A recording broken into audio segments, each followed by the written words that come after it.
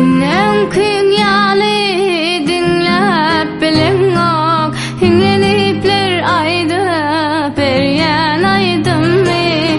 İnni ön kıyın yali dinlep bilin ok. Hinlenipler aydı peryen aydım mi?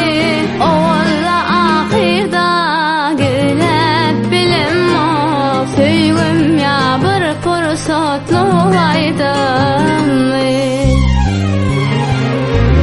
Oturuyan ketelen alarım dikip, hamana sen mundan gelecek yali. Sen menin salaza başlarım seypa, başırda pırdatlar diyecek yali.